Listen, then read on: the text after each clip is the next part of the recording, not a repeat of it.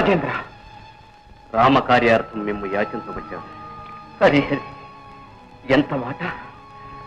భరత, రామకార్యం నాకు శిరోధార్యమే.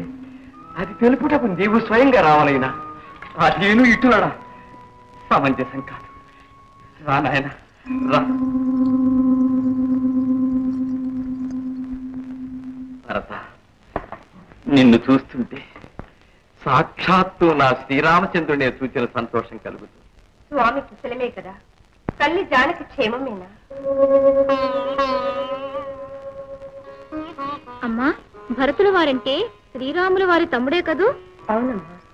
రామపాదుకలకు పట్టాభిషేకం చేసిన వారు వీరే కదా? అవును నాయన, మహాసామ్రాజ్యాన్ని తృణప్రాయంగా భావించి రామార్పణ చేసిన పరమ భాగవతోత్సవం. పాదాభివందనం చేసి దీవెనలు అందుకోండి.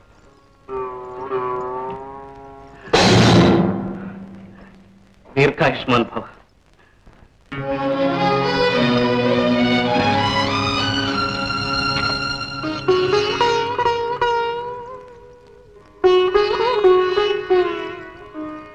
భరత రాజేంద్ర, రామాజ్ఞకై వేచి ఉన్న తాము తక్షణమే అయోధ్యకు రావలసినదిగా ప్రభువుల ఆదేశం.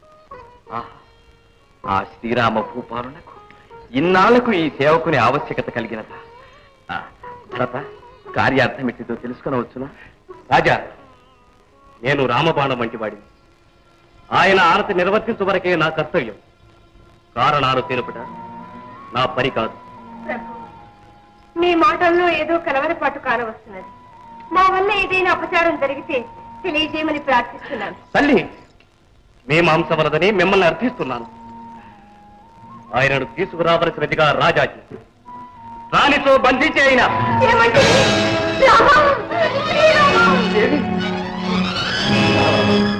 ప్రభు, ఏమిటి విపరీతం?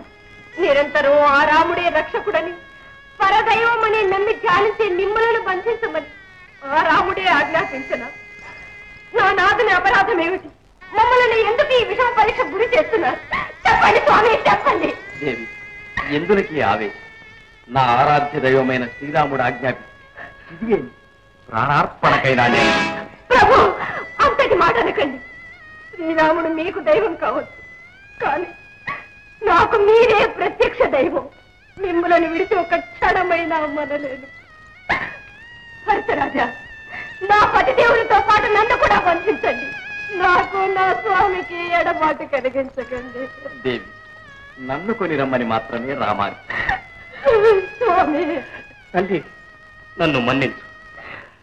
కర్తవ్యబద్ధుడునైన నాకు రామాజ్ఞ నెరవేర్చక తప్పదు.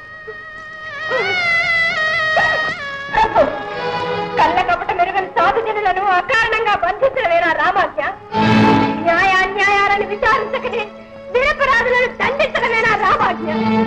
శ్రీరామ పాదాలే శరణ్యమని ఇంతకాలం సేవించినది ఇందులకేనా? పతిపచ్చి పేరిట పరమాత్మను నిందించు. దాశరథి ఎన్నడూ ధర్మపథం తప్పి చరించాడు. భక్త రక్షణ దీక్షాపరాయణుడైన నా ప్రభు నన్ను తన దాసుని దండించురా. అకారణంగా ఆందోళన చెందకు. ఊరడి